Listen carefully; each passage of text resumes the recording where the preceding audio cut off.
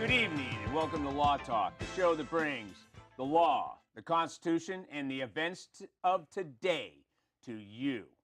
Tonight, myself, James Barrett, and Mark Malachowski are here to enlighten you. Mark, what are we covering tonight?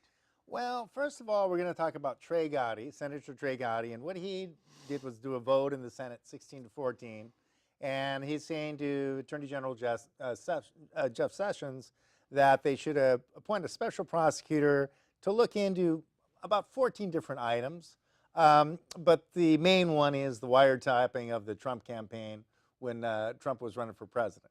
When you say wiretapping, are you talking about the unmasking that we've heard so much about lately in the news?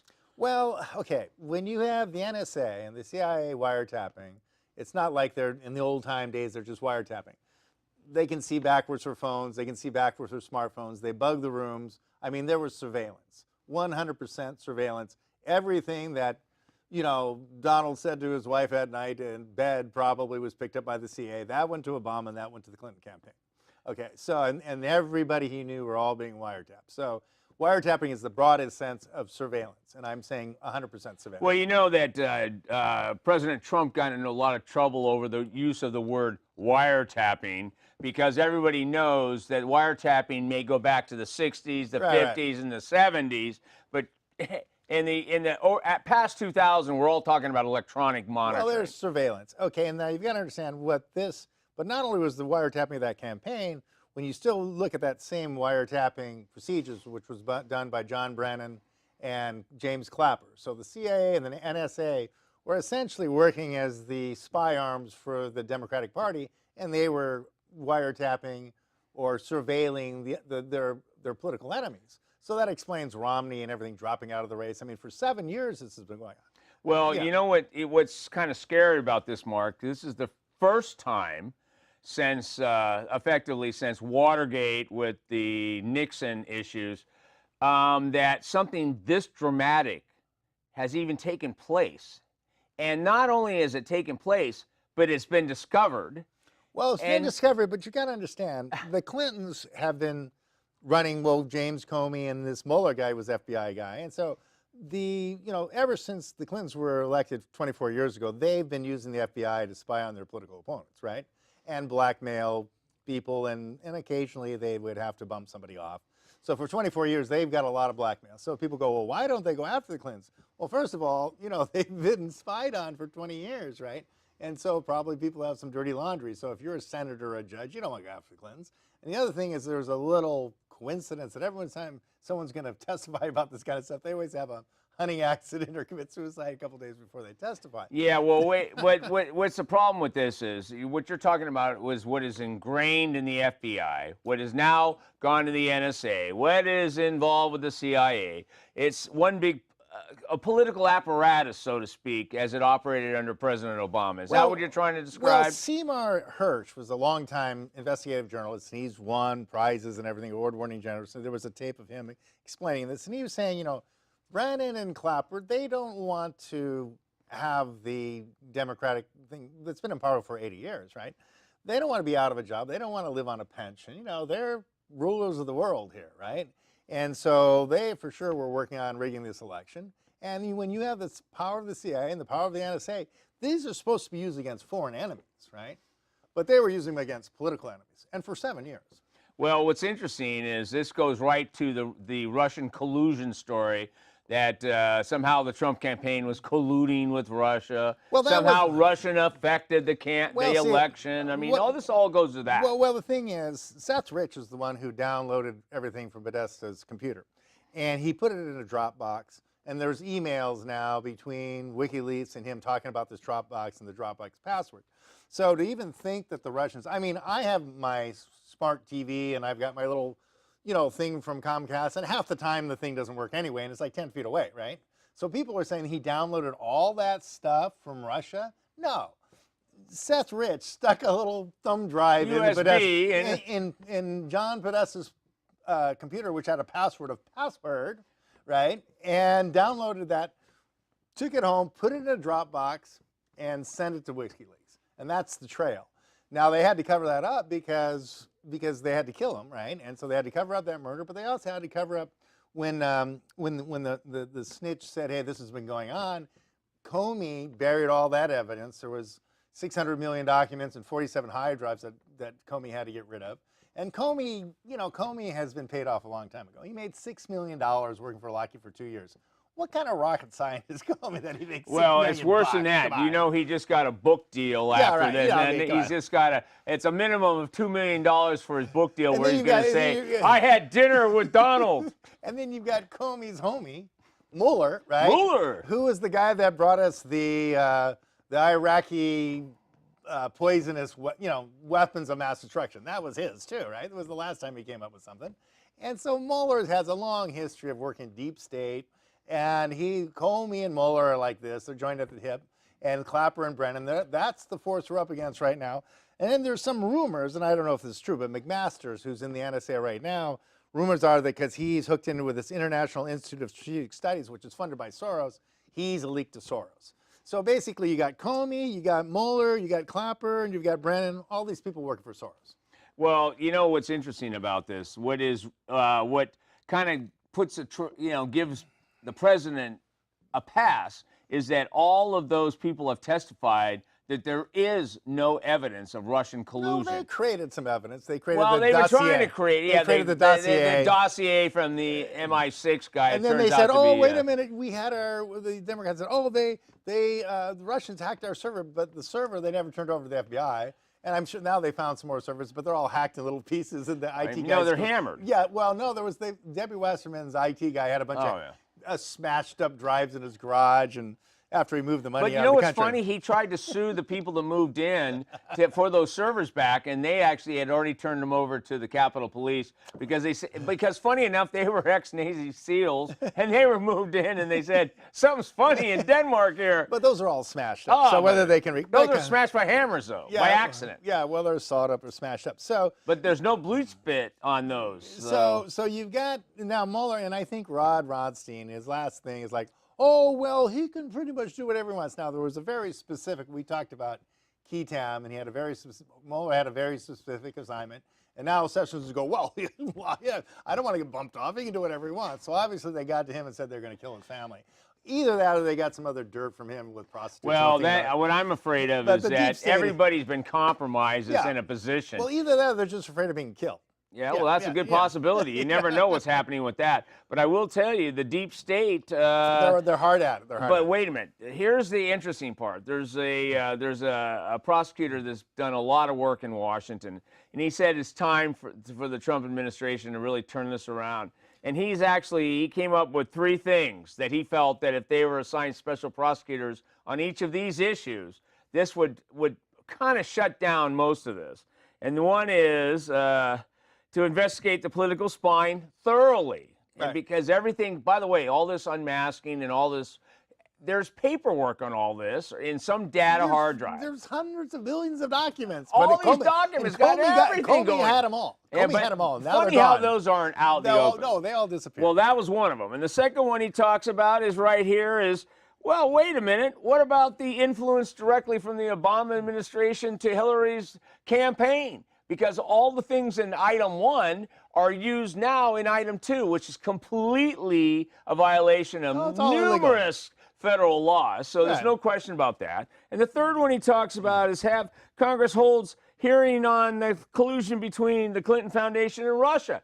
Funny, that goes back to the uranium sale of 20% of the country's uranium. For $130 million. For $130 million donation to the Clinton Foundation they forgot to talk about, let alone the speaking fees. $500,000. Yeah. But see, this all goes back to stellar wind, and what that is an emergency thing that we can use these espionage powers if it's about to be the end of the world. Obama was using it for 7 years, every day, all the time, on every single political enemy he had. Yeah. Right? And Soros is in this, and they're all, and then this Clapper, this Brennan, this Comey, and this Mueller, they're all co-conspirators in this thing. And they're all dirty. But if they're all supposed to be investigating each other, how are they going to? Well, all I see is a lot of handshaking. Oh, by the way, I'll pat you back on this one. You pat. And then what's interesting is the UN, Stephanie Powers. She's out there unmasking everybody. Hundreds of masks. But anyway, listen, Mark, what's our second topic for tonight? Well, this is kind of coming down to like the most important thing, really, I think, that's come up in years. And right now, as you know, civil order is kind of falling apart because the cops can't arrest people anymore, and it's just gotten kind of be open warfare on the streets. And if people want to protect themselves or their family, you're going to have a weapon, right? And so there's Senate Bill 446, which is the concealed carry reciprocity. And now there's a lot of states that don't want people to have guns because they want to have, for a lot of political reasons, they're able to embezzle billions and perhaps, well, probably in the billions or tens of billions of dollars.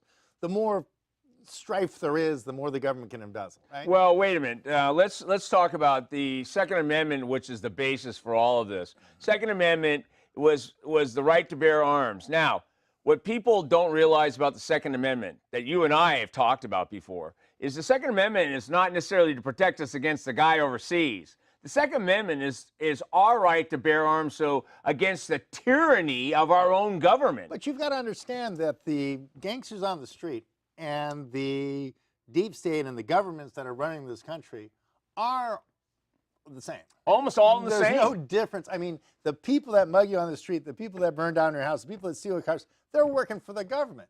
The judges and the mayors, let them have at it. These are basically government forces.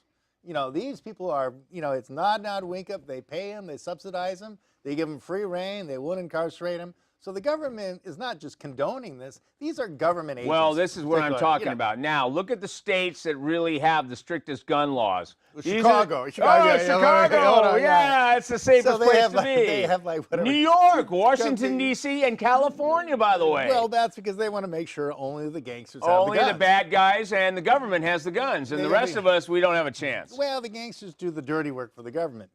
But anyway, there's Senate Bill 446, and concealed carry reciprocity would mean if you had a concealed carry permit, let's say in Virginia, right? And you're 21 years of age, you can get a 5-year permit. That's good right now in 30 states, but the 20 states, the states where you really need a gun, like California, like New York, California, the Illinois, violent states, Florida, those, I'm not sure about Florida, but those would be, if this passes, then you'd have reciprocity. Now that Virginia would work in. Okay, let's make it really clear for our audience. Reciprocity in this case is going to be nearly identical to having a driver's license in California and being able to drive in the other states. Well, it's like if you're married in California, you're married in Nevada. Yeah, and you're married in a different state. If you have a concealed permit in California, you have a concealed permit. Yeah, and you got it everywhere else. It's not like, okay, I'm driving across the state line, I've got to change my license plate. And, oh my God, I can't drive anymore. And now the wheels have to be another 10 inches closer, because I'm going across the state line, so you have to change your axle. Yeah. The thing is, there's the commerce. You're supposed to be able to go from state to state. There should be reciprocity in all things, particularly the Second Amendment. But you've got a huge force in this country that wants to deprive the citizens of the guns because they do their political success through violence and through fraud, and you can't do that if people have guns. Well, wait a minute. As long as you have crime in the streets, you can get money to fight the crime. Now, right. Well, you don't really. So we're fighting the crime, Yeah. but there's people in the streets have guns, Right. but the regular citizens can't carry a gun. So we're like the pigeons waiting for the bad guys to pick us off. And the cops can't do anything. And the cops won't do it because there's too many lawsuits saying the police are bad. No, if the cops say boo, they lose their job. So right now you can get a concealed permit for $60 from Virginia. It's good for 5 years. You're 21 years of age. It's good in 30 states, but 20 states it isn't. So you've got Senate Bill 446 and HR 38. Those are both concealed carry reciprocity, and those are going through Congress now. Probably the most important bills that have gone in for hundreds of years. Well, what's interesting is although the Second Amendment's been ruled on because of narrow statutes that some states have tried to pass, even California's the multi-bullet clip, how many rounds in a clip bill, even that one's been stopped, which is interesting. No one in the press tells you that. Well, also they keep trying to pass these bills. They wanted to make January 1st that you couldn't buy ammunition unless you went through a whole rigmarole. Background check for ammunition. Yeah, and then San Francisco tried to make bullets, ammunition illegal. And that got knocked back. And then they went after all the gun stores, and during the last administration, of course, they were going after their bank. And they were just leaning on anyone who had anything to do with the Second Amendment. But without the Second Amendment, forget about the First Amendment. And without the Second Amendment, you forget about all your other Bill of Rights. I mean, the Second Amendment is what guarantees Which all guarantees all the other our ones. freedoms in this Well, country. it guarantees the rest of the Bill of Rights. I mean, if you look at these other countries that don't have citizens, aren't armed, you know, you look at China. What happened when they took away the China? They had a population of 180 million, and Mao tortured and killed, 60 million people. So basically, he killed everybody who could grow a beard in that country, right? He left the little kids and the girls and the women, but he killed all the men who could grow a beard, right? So that's what happens. They take away the guns. You look what Pol Pot did. Same thing. Look what Hitler did. Look what Hitler did. First thing he did was take the guns. Take away the guns, and then there's, whatever, there's 6 or 10 million. You look at it. Look at what Stalin did. Every time they take away the guns, basically what they do is they kill every guy with a beard. And well, those are the people looking to overthrow the government. Right, and so that's. And when I look at Venezuela, they don't even allow people to have guns. I mean, you got to look at the states, and it's funny. It's an interesting I'll almost call it a parody between all the different states in the world. You have Venezuela. Oh, funny, socialist. Oh. Where do you get? Oh, communism. Oh, good. Oh, Marxism, Russia. Oh, and when you go down that fascism. Oh, when you go down the list. Well, even, yeah. I mean, when you take the guns, then you can impose whatever you want on the rest of the population. And so, and I think that, people have said this is, would you rather trust some guy down the street from you at random or a government agent? I'd rather just trust some guy down the street at random than a government agent. Why? Because the government at this point has gotten so fat, so embezzling, so powerful, right? They can murder people, they can blackmail people, they can ruin people, the IRS ruins people. The government now is so all-powerful, it tells you whether you can have a soft drink, tells you whether you can have an aspirin. I mean, and now it controls your health, it controls your doctor, controls what your kids learn in school. Well, wait a minute. Controls what you see on the TV. Do you realize that controlling health is something that's gone back? Even in the time with the end of the czars in Russia, right. Controlling health care for the populace is more intense than just taking away the guns. Right. Because if the citizens aren't healthy, they can't revolt. Well, if you look at the Holodomor, which was never taught in American schools, Stalin starved 8 million people in 1 year. The biggest travesty ever happened on the planet Earth, but that's not taught in the schools in the United States because Stalin's a cuddly little cute guy. He's like an Obama socialist. But the point is, and not only that, they gave 100 grams of bread for burying the starving people. And guess what? A lot of the kids were not really already dead, so they buried a lot of the children still alive. Well, you know what? We can cover that at a different time, but I think it's time. What's our third topic tonight? That's what happens when you take away the guns. When you take away the guns, you're left with tyranny of the government. Okay, here we go. You get buried alive. Okay, so anyway, you got Kid Rock. Kid Rock versus. Are you talking about a rock star? Versus Debbie Stabenow. Okay. Stabenow. And so Kid Rock is otherwise known as Is this a boxing match or a political election? It's like a wrestling match. So Bobby Ritchie is otherwise known as Kid Rock because someone had once said, "Oh, this kid can rock," and so he got that name, Kid Rock, and he may run as a Republican in Michigan for the U.S. Senate. Okay, first of all, Kid Rock is actually a political guy. He does pay attention to politics. And I also know that he still lives in his hometown, right. No matter how bad it is, and he still believes that he can bring something to the political arena. Now, is he following in the Trump's footsteps?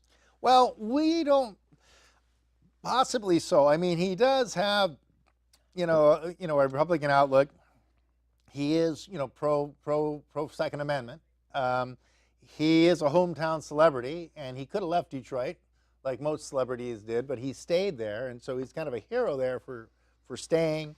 And he's got name recognition. And right now, he hasn't technically said he's running for the Republican Senate, but he's beating all the possible other Republicans. Does he have a background in politics at all, where he talks about politics? And not that he's run for office, but does he have a background in speaking about politics in the public venue? Well, I would say that he is not a professional politician. I mean, he might have had some political ideologies and he might have some thoughts on things. But right now he's 50 to 42%, which is pretty good for a guy who hasn't announced, who's never run for anything. And of course, you got this Debbie Stabenow, who's been there, I think, some terms. She's been there a long time. And so, of course, people rely on her for, contracts and kickbacks and all the usual things. Well, okay, under the Democratic regime, anyone that's been in power for seven Yeah. terms, you know that they're kicking back a lot of money to somebody. Right. So I mean, she can spread a lot of money around. So the fact that, there's She must be a great fundraiser. 42 to 50%. I mean, he's got 42%. It's pretty good at this time. And I think actually the fact that he's an amateur rather than a professional politician might actually be what people like about him. Well, let's explore that a little bit. You know, that the interesting thing is it seems like the population of voters is looking at finding politicians to be unacceptable. So what they've been doing is, it seems across the country, they've been looking for people that are just have passion, that want to do something right, that has some kind of name recognition, but not necessarily somebody who's been a politician since high school. Well, the founders, when they put together the government, I mean, this was a volunteer thing. People came and served in D.C., and then they went back to their farm, and that's the way it was. But for the past 80 years, basically since the New Deal, politicians, well, if you look at some of these politicians, she went in and Maxine Waters. She's got a couple $100 million now. I mean, these people, basically, the way that these politicians make a bundle, which was strictly illegal, but no one's going to do anything, because if you say anything, you'll get bumped off, right? Or you'll be ruined, financially or politically or any way, or you'll just be killed. But they basically get inside trading, right? They know what laws are going to pass, and so they know what investments to make. Well, look like Clinton, she made 101 return on her first cattle deal. She never saw a cow in her life, So basically, the government at this point is really a massive criminal enterprise. It's a tyrannical, massive, criminal enterprise. They're in it for the money. They don't care about the citizens. They don't care about the flag, and they don't care about the country. They care about getting massive kickbacks from their corruption. And people can see this. I mean, like, how did all these politicians, how did the Clintons make hundreds of millions of dollars, right? They're supposed to be making $100,000 a year or something. But they were broke when they left the White House. Yeah, but they went broke. What happened after that? But I mean, how are they so broke? And It's funny enough. But also, it's the Republicans and Democrats too. All these politicians are multi-millionaires on a salary that they should be barely breaking even on, right? Especially if they have to live in Washington during the time while you're in service. And how do they do it? They do it because they know, okay, well, like Google was at the White House every couple of weeks. I mean, they do these kickback schemes, and there's a rotation. They go to Fannie or Freddie Mac, and they make a couple. Well, it's like Comey worked for Lockheed for 2 years and made $6 million, $3 million a year. What did he do at Lockheed? I'd like to see his billing. I'd like to see, what did Comey do for the $6 million? Well, he must have been a great spokesperson. What Comey did for $6 million, like, let all these people get rid of their laptops and didn't do a grand jury so he couldn't get a subpoena. Let me explain something about a subpoena, okay? The FBI cannot subpoena something, right? You have to convene a grand jury for there to be subpoena power. So since Comey didn't, start a grand jury and ask the Clintons for subpoena power, you all got amnesty, we'll give you plenty of time to get rid of all the evidence. This went on for 2 or 3 years. They were showing evidence like nobody's business. Complete corruption. And so this is what they do. They bribe each other, they murder each other, they steal millions and hundreds of millions of dollars, and people are looking at this and going, our country's going down the toilet. Why these guys are just up here corruptocrats, just stealing as fast as they can, and they don't care about this country at all. Who cares if this guy knows all the little rules about the Senate? I just want Joe the barber down the street to be senator. At least he's not, hooked into these things. And you've got to remember, if you take a $6 million bribe and you don't deliver, you take a $6 million bribe from sources, tyrannical mafioso, and you don't do what you're told, you're going to be killed, right? So, I mean, that's that plane crash. Yeah, there's no way that Comey can be honest. There's no way Mueller can be honest. There's no way that any of these people can be honest. They've taken the bribes. They've already taken the money. If they don't do what they're told, Soros will have them killed. And so I think people are saying, let's put some people in these positions of power that haven't taken any bribes. And that takes us back to Kid Rock. It takes you back to Kid Rock. And now I got a question, though. Is he going to be serenading the Senate? Yeah, it may be. We'll see. I think that he's got a really good chance. And Detroit has gone through some really hard times lately. Well, listen, let's talk about Detroit for a minute. That would be a Democratic control for 50 years. Yeah, for 50 years. Yeah, okay, so, but they're probably 80 years. Probably longer. Yeah, probably But 80. you know what's funny about that? But they're for the people. Well, yeah, the Democrats are all for the people. And what about Chicago? Oh, Democrat. Oh, they're for the people. Well, they've been robbing these people blind for a long time. And I think that, people are finally saying, it couldn't get any Enough worse. is enough. Well, people are saying I can't, I think what was it, the large guy who was like always the very liberal fellow who's always make the movies. He actually said it right. He says like, I can't pay my mortgage. My wife left me. Michael Moore. I don't have a job. What do I got to lose? And I think that's the way Americans feel now. It's like, the corruptocrats, and I'm not saying it's all Democrats. There's plenty of rhino Republicans that are just as corrupt, just involved in the murders, just involved in the taking the bribes, just involved in the blackmail as any of these other ones, right?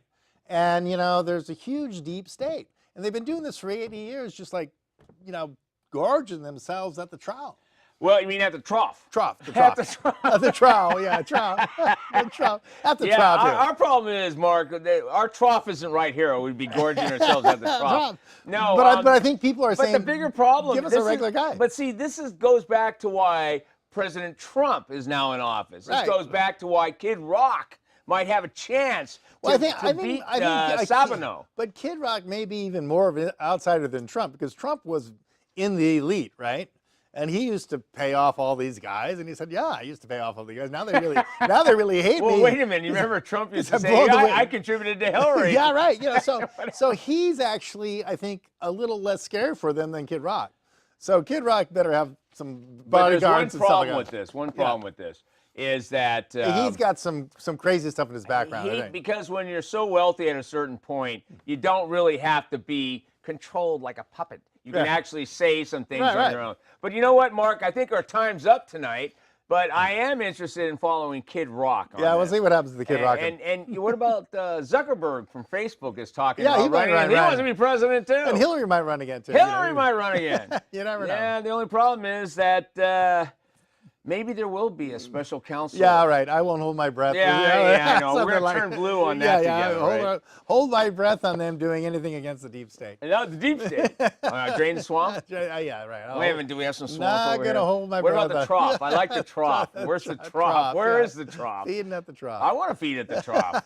Is that a union thing only? Yeah, it's where do we feed? You gotta be. Well, it's like Rand Paul said. He says, if you want back to the teachers union. But Rand Paul said, if you want to collect a check and not do any work, you should get elected to Congress. That is funny about Maxine Waters. She makes like $140,000 or $150,000